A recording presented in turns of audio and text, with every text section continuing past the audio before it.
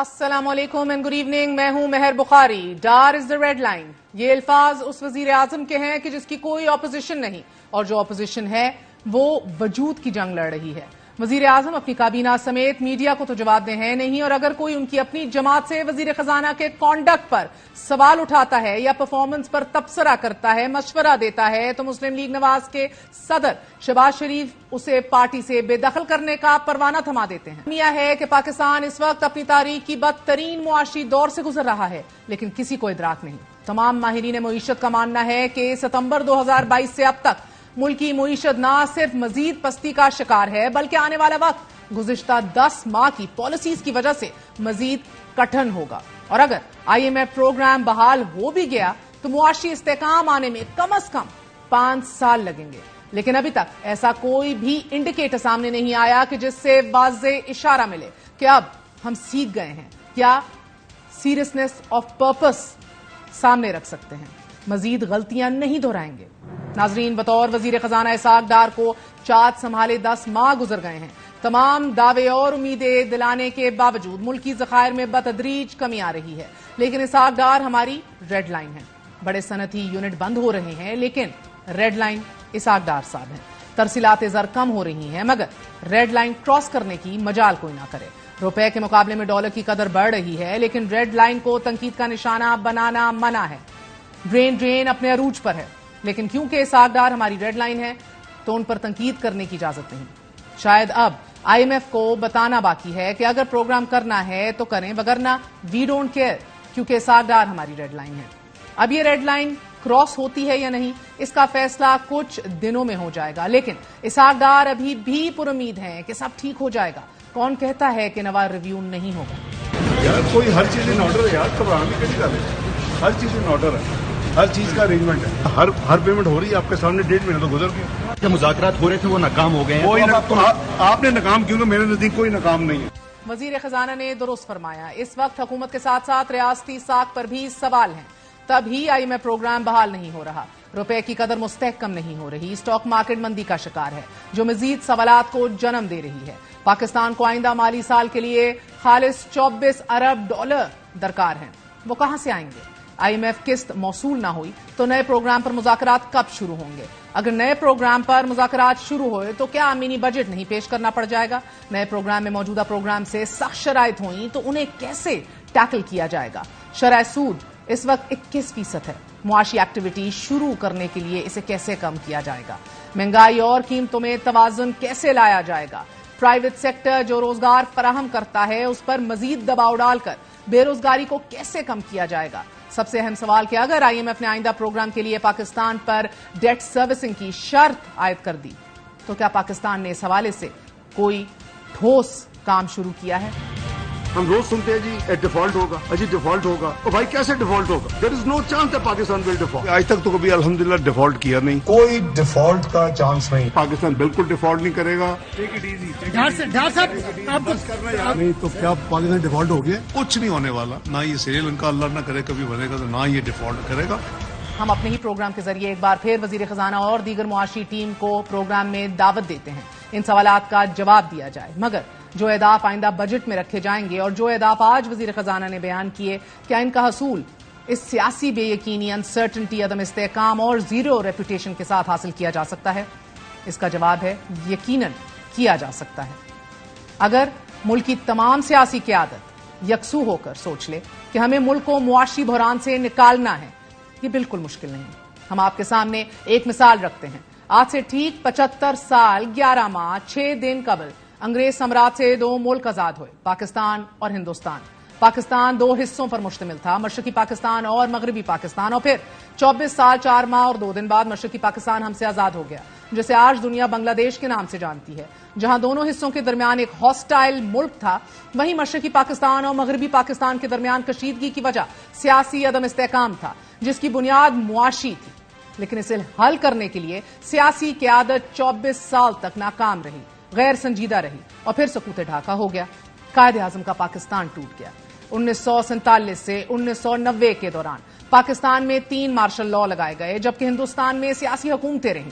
دونوں ممالک کی اکانومیز میں 19-20 کا فرق ہے، مگر پھر جس وقت پاکستان میں سیاسی کشیدگی اپنے عروج پر تھی، یعنی کہ 90 کی دہائی، جب پاکستان میں وزیر اعظم کی کرسی کسی میوزیکل چیئرز کے کھیل سے کم نہ تھی، 1991 میں جس وقت پاکستان میں وزیر اعظم یا محمد نواز شریف، بے نظیر بھٹو، فاروق لغاری اور صدر اسحاق خان کے درمیان اقتدار کی جنگ جاری تھی، اس وقت ہندوستان معاشی کرائسس اور ڈیفالٹ کا سامنا کر رہا تھا۔ لیکن ہندوستان کی سیاسی جماعتوں نے فیصلہ کیا کہ اب ہم معیشت پر کوئی سیاست نہیں کریں گے، اور یوں آندھرا پردیش، یو پی سے تعلق رکھنے والے دھیمے مزاج کے کانگریس لیڈر نرسمہا راؤ کی حکومت قائم ہوئی۔ نرسمہا راؤ کو ہندوستان کا father of Indian liberal economic reforms کہا جاتا ہے، اور اس کی وجہ ان کی وہ معاشی پالیسیاں تھیں کہ جو اس وقت غیر مقبول ضرور تھیں مگر ان کے دور رس نتائج آنے تھے۔ نرسمہا راؤ کا ایک فیصلہ کہ جس نے ہندوستان کو معاشی جائنٹ بنانے میں اہم ترین کردار ادا کیا، ناظرین، وہ لائسنس راج کا خاتمہ تھا۔ ہندوستان میں آزادی سے 1991 تک حکومت کی طرف سے کاروبار کرنے کے لیے لائسنس کی ضرورت ہوتی تھی، جس کی وجہ سے سرمایہ کاروں کو 80 سے زیادہ ایجنسیوں سے لائسنس کی ضرورت پڑتی تھی، جس سے نیچرلی کاروبار متاثر ہوتا تھا، آسانی کی بجائے مشکلات کا سامنا کرنا پڑتا تھا انویسٹرز کو۔ نرسمہا راؤ نے سب سے پہلے اس لائسنس کا خاتمہ کیا اور ہندوستانی مارکیٹ کو اوپن فار آل کر دیا۔ ساتھ ہی نرسمہا راؤ نے وہ کارنامہ کیا کہ جو شاید نہرو بھی نہ کر سکتے۔ 1991 میں مائنورٹی گورنمنٹ کی سربراہ ہونے کے باوجود انہوں نے وزیر خزانہ منموہن سنگھ کو فری ہینڈ دے دیا۔ یہ وہ وقت تھا جب ہندوستانی معیشت اکنامک کولیپس اور نیشنل بینکرپسی کے دہانے پر کھڑی تھی۔ ملک کو ٹوئن ڈیفیسٹ کا سامنا تھا، جس طرح آج پاکستان دھورے خسارے کا سامنا کر رہا ہے۔ پاکستان کی طرح اس وقت انٹرنیشنل ریٹنگ ایجنسی موڈیز نے ہندوستان کی ریٹنگ کم کر دی، جس کے نتیجے میں چندرا شیکھر کی حکومت بجٹ پاس کروانے میں ناکام ہو گئی۔ یہی نہیں، ریٹنگ میں کمی کے بعد IMF نے ہندوستان کے پروگرام کو معطل کر دیا، ورلڈ بینک نے معاونت بند کر دی۔ حکومت کے خاتمے سے قبل چندرا شیکھر نے وہ جوا کھیلا کہ جسے آتی دنیا اور ہندوستانی تاریخ میں ہمیشہ یاد رکھا جائے گا۔ شیکھر نے IMF اور دیگر مالیاتی اداروں کی طرف سے امداد بندش کے بعد انڈین گولڈ ریزروز کا بڑا حصہ بطور کولیٹرل بینک آف انگلینڈ اور یونین بینک آف سوئٹزرلینڈ کے پاس رکھ دیا۔ بینک آف انگلینڈ نے 47 ٹن سونے کو گروی رکھ کر ریزرو بینک آف انڈیا کو $405 ملین کی امداد دی، اور چونکہ اس وقت ہندوستان میں کرنسی کی قدر کم ہو رہی تھی، مہنگائی بڑھ رہی تھی، ملک کو ٹوئن ڈیفیسٹ کا سامنا تھا، ایک ڈالر اہم ترین تھا۔ جس وقت نرسمہا راؤ نے حلف اٹھایا، ہندوستان کے پاس صرف $600 ملین زر مبادلہ ذخائر تھے۔ سوئٹزرلینڈ اور انگلینڈ کے بینکوں سے $1 ارب کے بعد اور IMF سے $2.2 ارب ایمرجنسی قرض موصول ہو چکا تھا۔ ہندوستان کو اس معاشی کرائسس کا سامنا صرف اس وجہ سے کرنا پڑا کہ ہندوستان روپے کی قدر کو دہائیوں تک آرٹیفیشلی مینج کر رہا تھا۔ 90 کی دہائی سے گزشتہ دہائی میں ہندوستان کے امپورٹ اور ایکسپورٹ بل میں بہت بڑا فرق آ گیا، اور اس کرنٹ اکاؤنٹ خسارے کو کم کرنے کے اقدامات نہیں لیے گئے، اور 80 کی دہائی میں بیرونی قرض حد سے زیادہ لیا گیا، جسے ادا کرنے کے لیے نہ تو ایکسپورٹس کو بڑھایا گیا تھا اور نہ ہی سرمایہ کاری کے لیے ماحول سازگار بنایا گیا تھا ہندوستان میں۔ اس سے سرمایہ کاروں کا ہندوستان پر اعتماد ختم ہو گیا تھا۔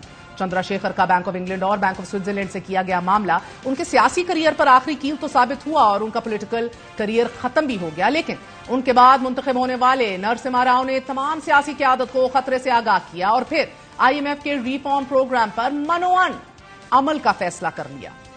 نرسمہا راؤ اس وقت کی اپوزیشن جنتا پارٹی، جنتا دل کے علاوہ شدت پسند اور مسلمان مخالف RSS اور دیگر پارٹیوں کو یہ باور کروانے میں کامیاب ہو گئے کہ اگر ملک نہ رہا تو سیاست کہاں کرو گے، اور پھر فقط 6 سالوں میں ہندوستان کے بیلنس آف پیمنٹس تجارتی خسارے کرائسس کا خاتمہ ہو گیا۔ یہاں ناظرین دلچسپ بات یہ ہے کہ نرسمہا راؤ وزیر اعظم بننے سے قبل وزیر انڈسٹریز بھی رہ چکے تھے، اور تب انہیں بہرحال یہ ایکسپیرینس مل چکا تھا کہ لائسنس راج ملک کی معیشت کی بہتری کے لیے کتنا خطرناک ثابت ہو سکتا ہے، اور نرسمہا راؤ نے بہترین ٹیم کا انتخاب کیا۔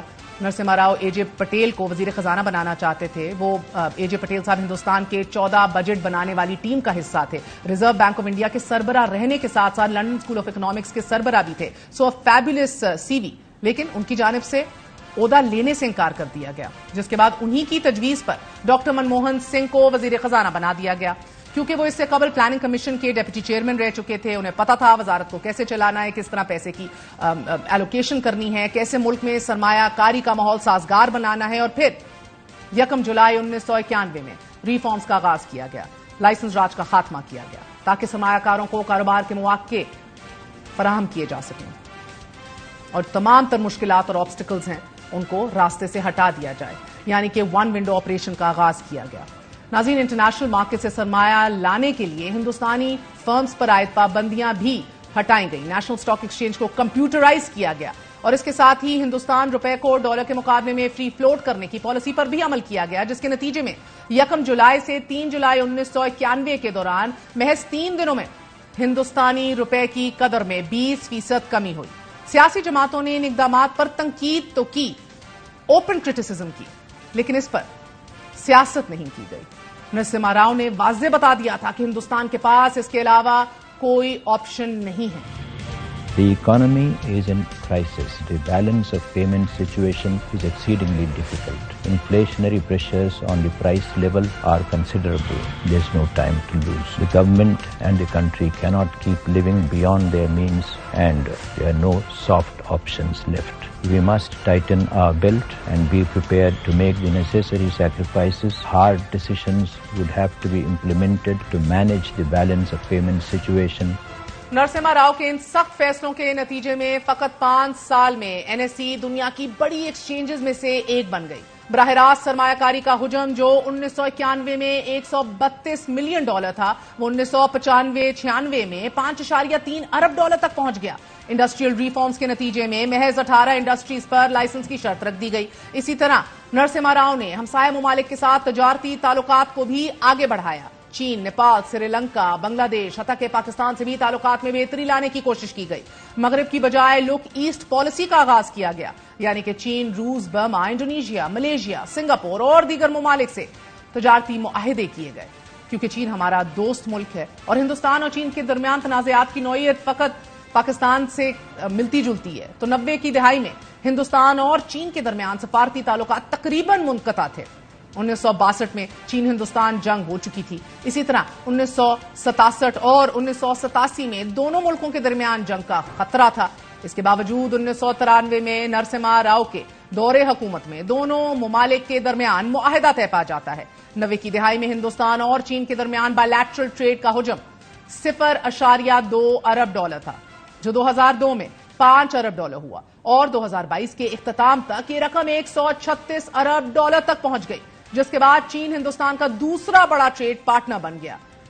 ناظرین، یہ ذہن میں رکھیے کہ Narasimha Rao, the father of liberal reforms, جو کام انہوں نے شروع کیا، اور گو کہ بابری مسجد انہی کے دور حکومت میں اس پہ اٹیک ہوا، توڑی گئی، لبرلز ان پہ تنقید کرتے رہے that he turned a blind eye to it, but the fact remains کہ اکنامک پرسپیکٹو سے he was the biggest harbinger of change. اور اس کے بعد وہ تبدیلیاں، وہ اصلاحات، وہ ریفارمز جو ہیں سبسیکوینٹلی کنٹینیو ہوتے رہے ہیں۔ جو بھی برسر اقتدار آیا ہے، معیشت کو پولیٹیکل شاک سے محفوظ رکھا ہے۔ یہ ہندوستان کی کہانی ہے۔ لیکن جس وقت ہندوستان میں نرسمہ راؤ، منموہن سنگھ، دیگر قائدین معیشت کو ٹھیک کرنے میں لگے ہوئے تھے اور پولیٹیکل ایلیٹ ایک خاموش منیمم پولیٹیکل ایجنڈا پر گامزن تھی، ایک صفحے پر آ چکی تھی، اس وقت پاکستان میں کیا ہو رہا تھا، اس کی ایک جھلک دیکھیے۔ اگر بے نظیر کے پاس کولیشن گورنمنٹ تھی، نواز شریف کے پاس تو 3/4 میجورٹی تھی۔ اگر نواز شریف بھی مسئلہ حل نہیں کر سکتا اور اب تک بے روزگاری ہے اور مہنگائی ہے، تو پھر اس کا مطلب ہے کہ پارلیمنٹری نظام نہیں چل سکتا۔ میڈ ان انگلینڈ نہیں ہے، یہ تو نہ جانے کہاں سے آئی ہے اور اس کو کس نے لا کے بٹھا دیا ہے۔ اس کو موقع ملا تو وہ پاکستانی قوم کو بھوکا مار دے گی۔ As a license to loot and plunder Pakistan, as a license to use Pakistan's resources, they built up huge bank balances abroad. 90 کی دہائی میں پاکستان میں IJI تشکیل پا رہی تھی، پنجاب بینک سکینڈل سامنے آ چکا تھا، جنرل وحید کاکڑ سیاست میں فائر فائٹر کا کردار ادا کر رہے تھے، دونوں سیاسی جماعتوں کے قائدین ایک دوسرے پر فتوے جاری کر رہے تھے اور ملک کی معاشی تباہی کی بنیاد ڈالی جا رہی تھی۔ کم از کم جب پاکستان میں مسلم لیگ نواز اور پاکستان پیپلز پارٹی کی حکومتوں کو گھر بھیجا جا رہا تھا، اس وقت 17 زبانوں پر عبور رکھنے والے نرسمہ راؤ کے بارے میں سائنسدان اور بعد میں صدر بننے والے عبدالکلام نے ایک بار کہا تھا، Rao was a patriotic statesman who believed that the nation is bigger than the political system. کیا یہ ہم اپنے کسی بھی اسٹیٹسمین، کسی بھی لیڈر کے بارے میں کہہ سکتے ہیں کہ وہ ریاست اور ریاست کے کاروبار اور ریاست کے انٹرسٹ سے اپنے آپ کو چھوٹا ہی سمجھتا ہے؟ شاید ٹھیک ہی کہا تھا عبدالکلیم نے، مگر یہاں اہم ترین بات یہ ہے کہ ہندوستان کو معاشی دلدل سے نکالنے والا شخص، جسے آج بھی فادر آف انڈین ریفارمز کہا جاتا ہے. اس کے پاس اپنی بیٹی کی کالج کے فیس دینے کے پیسے بھی نہیں تھے. 90 کی دہائی ہندوستان کے لیے اکنامک جائنٹ بننے کی جانب پہلا قدم ثابت ہوئی اور سبسیکوئنٹلی ہر آنے والی حکومت نے اصلاحات اور ریفارمز کو آگے بڑھایا. چاہے واجپئی کی حکومت ہو، fast forward even Narendra Modi سرکار، قطع نظر ان کی دیگر پالیسیز سے، انفراسٹرکچر بلڈنگ ہو، دیگر ریفارمز ہوں، اکنامک ریفارمز ہوں، اس پر زور دیتے رہے. پولیٹیکل پارٹیز اپنی سیاست اکانومی اور معیشت پر نہیں کرتی دکھائی دیں، جبکہ پاکستان کے لیے، ہمارے لیے that was a decade of darkness. اور آج بھی ہم یہ نہیں کہہ سکتے کہ تمام تر سیاسی قیادت سب کچھ چھوڑ چھاڑ کے یہ عہد کر چکی ہے کہ معیشت پر سیاست نہیں ہوگی، معیشت پر یکسوئی سے بڑھا جائے گا. مساق معیشت کی بات ہوتی ہے، لیکن مساق معیشت میں کرنا کیا کیا ہے وہ اس کی بات کوئی نہیں کرتا. ایک وقفہ لیں گے، وقفے کے بعد حاضر ہوتے ہیں. اسٹے ود اس.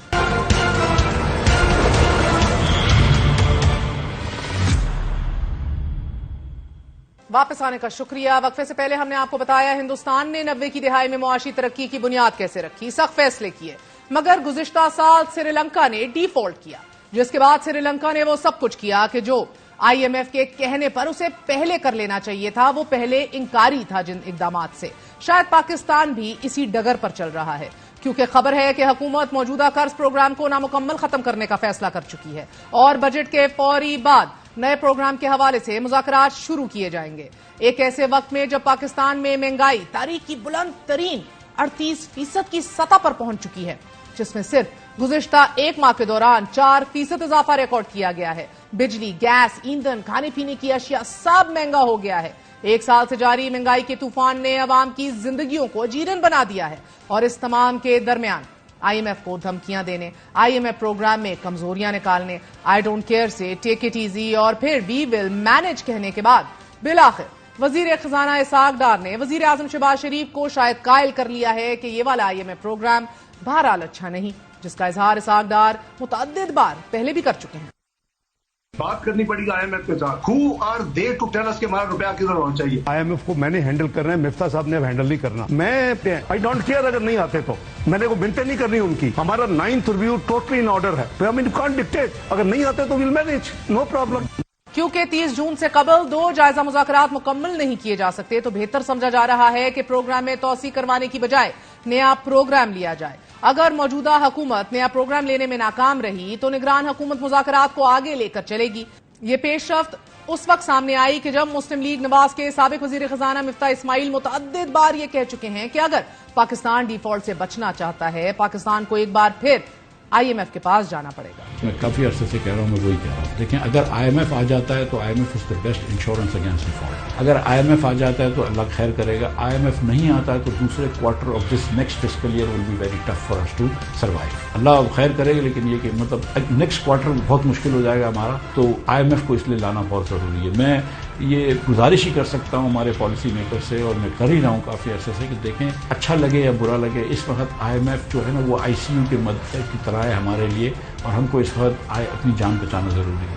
لیکن مسئلہ یہ ہے کہ اگر نیا قرض معاہدہ کیا جاتا ہے تو موجودہ پروگرام سے کہیں زیادہ سخت شرائط کے تحت ہونے کے امکان ہیں. آئندہ مالی سال میں $25 ارب بیرونی ادائیگیاں کرنی ہیں. نئے پروگرام کے لیے آئی ایم ایف کی جانب سے ڈیٹ ریسٹرکچرنگ بھی ایک شرط ہو سکتی ہے.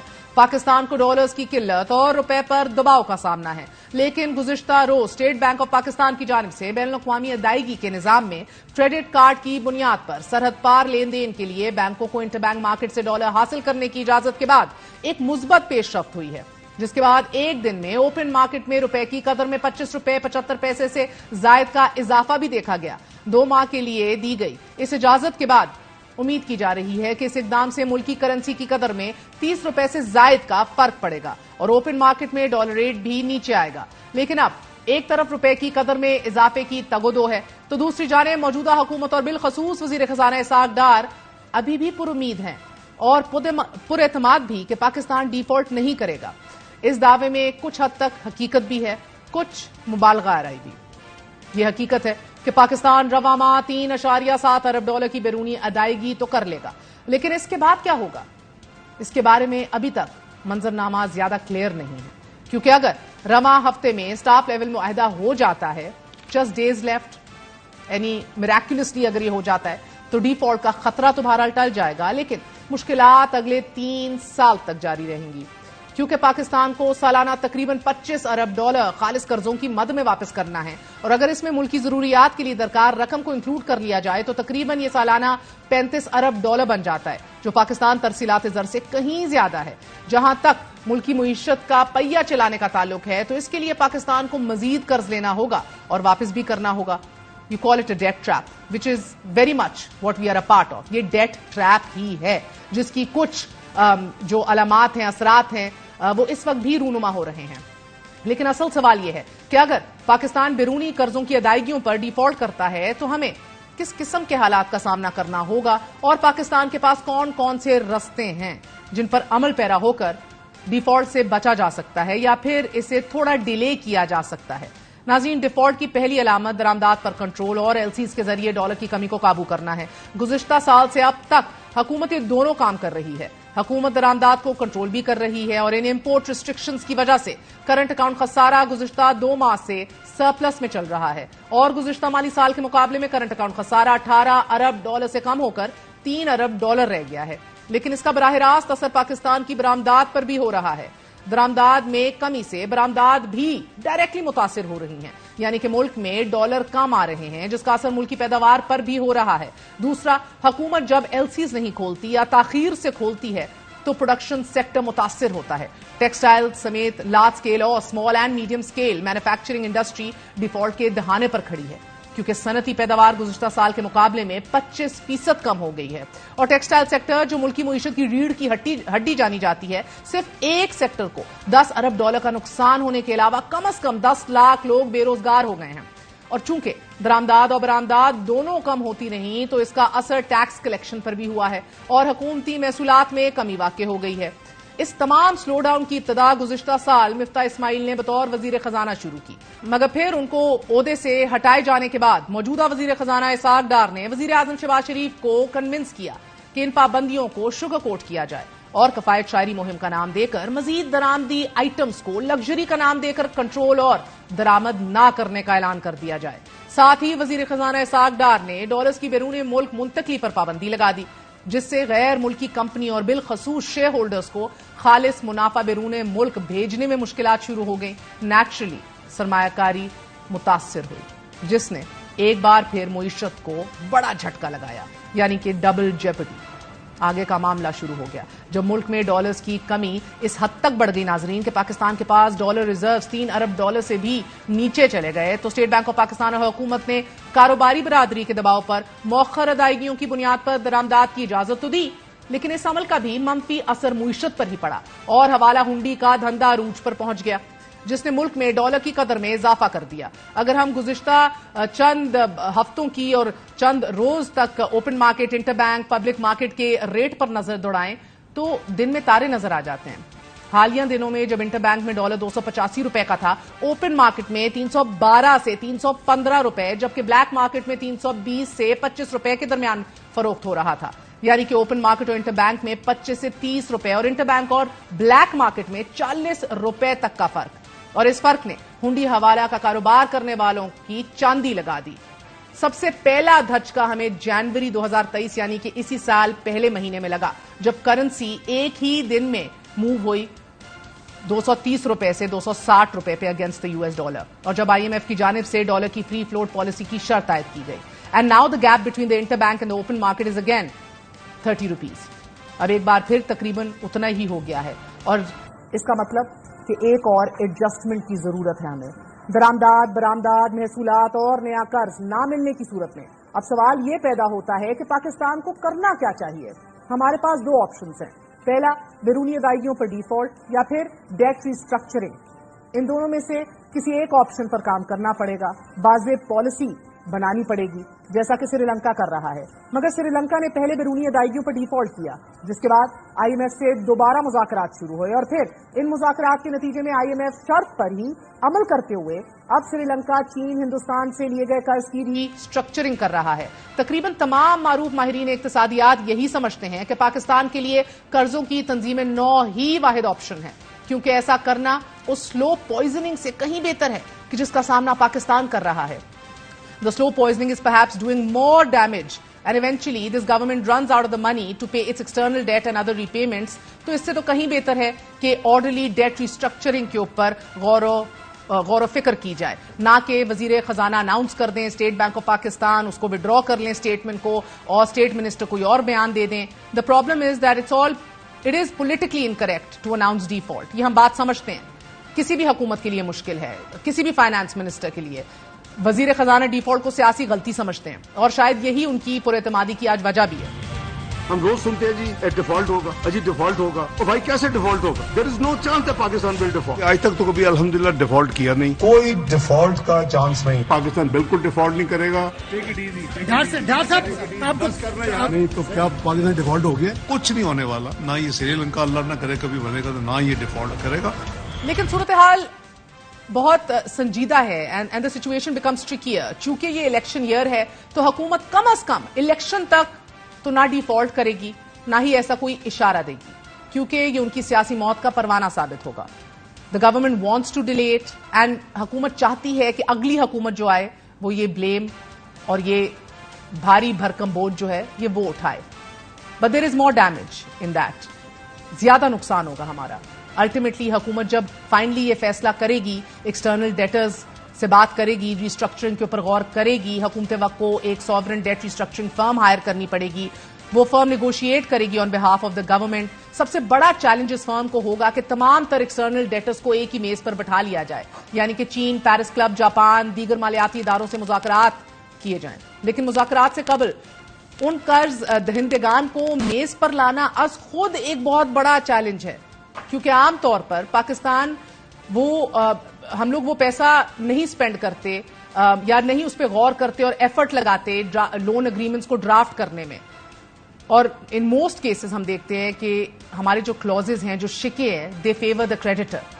इस वक्त पाकिस्तान का बैरूनी कर्ज तकरीबन 125 अरब डॉलर है. और अगर कर्ज के हुजम की शरह को देख लिया जाए, आपके सामने स्टेक होल्डर्स के परसेंटेजेस भी रखें. The मल्टीलैटरल्स 40 to 45% of are share, यानी कि IMF, world bank, Asian development bank, दीगर का हिस्सा 40 से 45% है हमारे कर्ज का. पेरिस क्लब 10% है, जापान 5.5% है. सबसे ज्यादा कर्ज जो पाकिस्तान के जिम्मे वाजिबुल अदा है वो चीन का है, जो तकरीबन 30% से ज्यादा बनता है. यानी कि चाइना 30% शेयर है, इसके अंदर से 23% डायरेक्ट है, 7% कमर्शियल है, रिमेनिंग हमारे बॉन्ड्स और कमर्शियल लोन्स हैं. सो नेचुरली चैलेंज ये भी होगा साथ साथ के नॉट जस्ट के मल्टीलैटरल्स को आप ऑन बोर्ड लाएं, their influence by the US and China on one table, ये चैलेंज. और साथ साथ फिर IMF और चाइना का एक बड़ा कलीदी किरदार है to play in all this.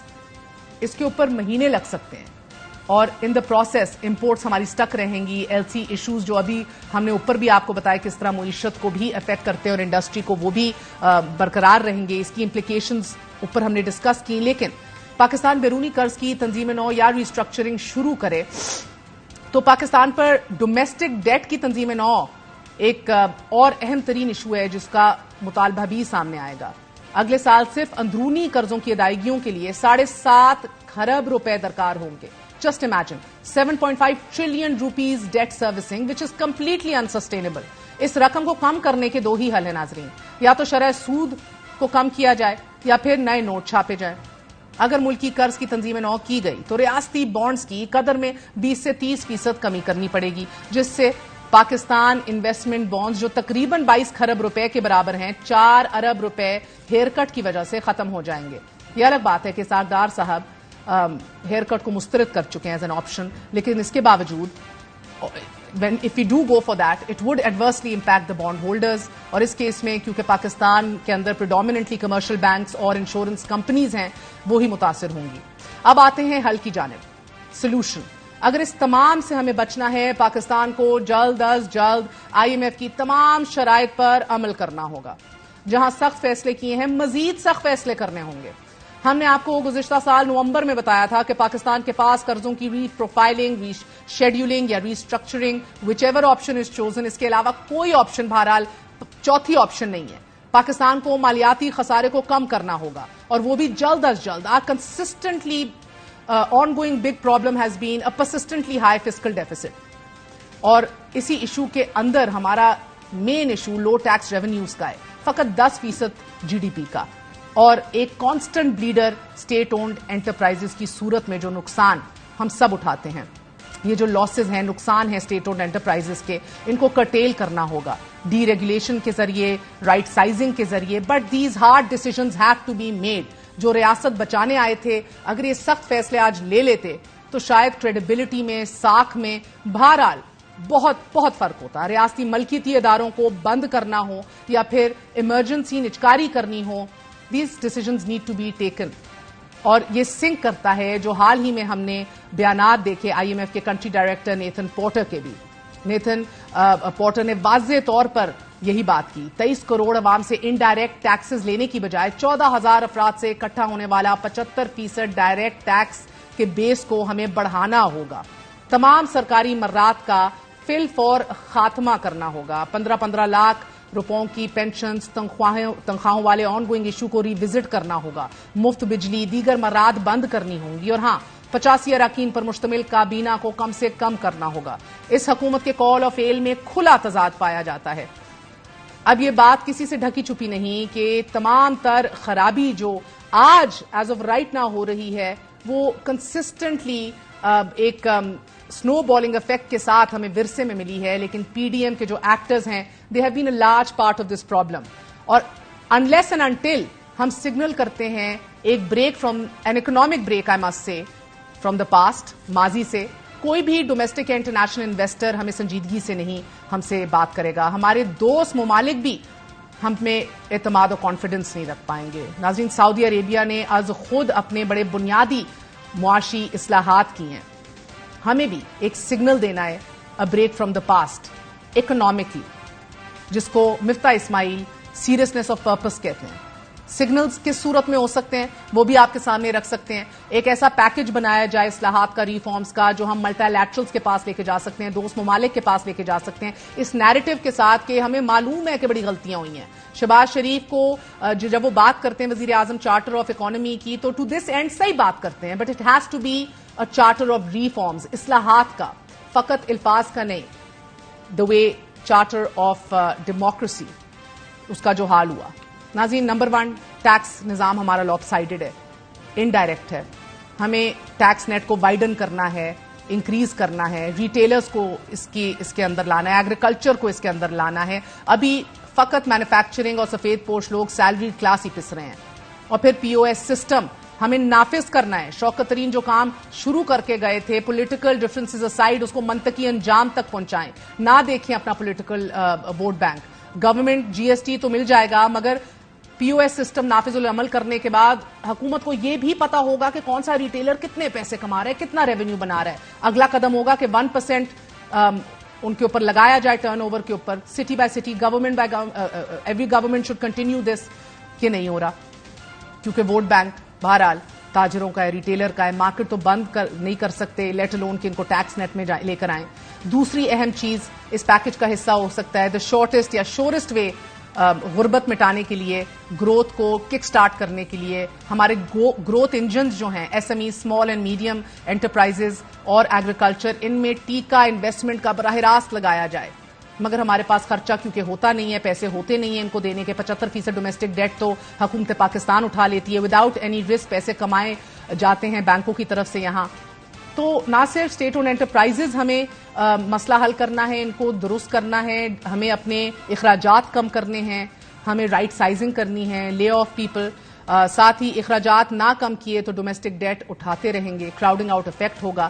یعنی کہ حکومت ہی جب سارے پیسے لے جائے گی تو پھر مختلف شعبوں میں کیا ڈالیں گے، کیا انویسٹ کیا جائے گا، یا ان کو کیا لونز ملیں گے. No capital to go around, so to say. Employment and growth wise biggest bang for your buck ہے حکومت کے پوائنٹ آف ویو سے، اگر اس کو سنجیدگی سے لیا جائے اور سیاست کو دور رکھ کر معیشت پہ فوکس کیا جائے. Third and also as important, power sector. حکومت جو ڈسکوز اون کرتی ہے ہم سے چل نہیں رہی، نہ ہم انہیں پرائیویٹائز کرتے ہیں، نہ ہم انہیں چلا سکتے ہیں. اس کا حل بھی اگر کر لیا جائے، فل فور کر لیا جائے، تو پاکستان کے لیے بہتر ہوگا. پاکستان کا نرسمہا راؤ کون ہوگا؟ اس سوال کے ساتھ آپ سے آج اجازت چاہتی ہوں. گڈ نائٹ، اللہ حافظ.